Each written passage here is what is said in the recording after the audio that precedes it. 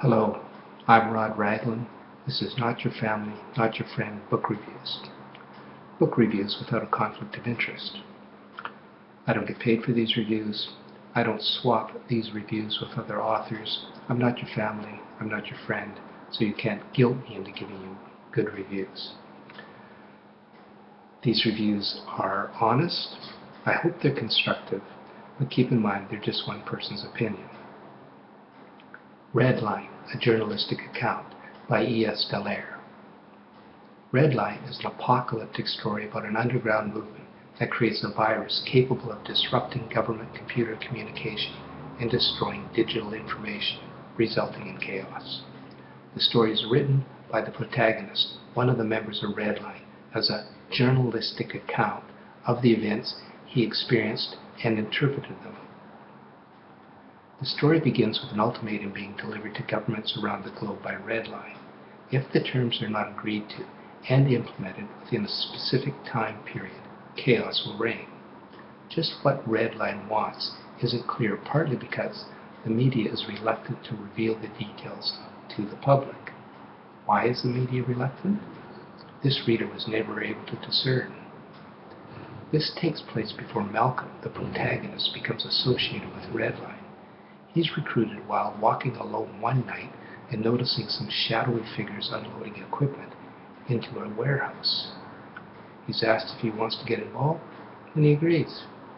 He meets the leader Wolf, who lays out the manifesto and the plan that is to bring about the end of society as we know it. Though simplistic and naive, this sounds like a viable plot for a fast-paced techno-thriller.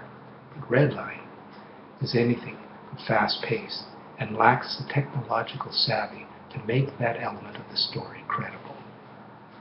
In fact, from the beginning, with the threat delivered by Redline and the haphazard recruitment of Malcolm, the plot seemed flimsy and improbable.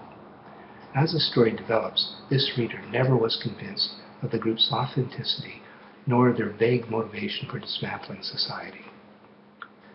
Dallaire's use of excessive description and didactic rhetoric soon had this reader scanning pages just to find anything that advanced the plot or developed the characters. To suggest in the title the style of this writing is a journalistic account is misleading. Hey, I'm a journalist. It's not objective and lacks the skill and structure of reportage. Once Redline releases the virus, digital information is destroyed and society begins to unravel, and the story turns into a typical dystopian, cliched account of man's inhumanity to man. As with the beginning, the ending of this story lacks motivation and credibility. It takes more than a whiff of a good idea to carry a novel. Without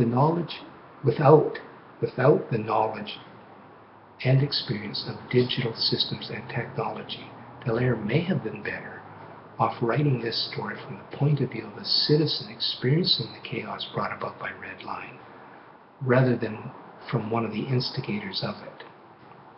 If this book was available on Amazon, and it appears it isn't, here's how I would evaluate it. Writing average, some violence, no sex, told in the first person, and I'd give it a rating of 2 stars. I didn't like it. I received this book free from Smashwords as part of my commitment to review the new work of self-published authors. The text version of this review is posted on Goodreads, Barnes & Noble, Booklikes, and Smashwords. Sites where you can win or download free books are listed below. I want to thank E.S. Dallaire for the hard work and commitment that went into this worthwhile project. Keep writing, and remember what Nietzsche said, art is a proper task in life.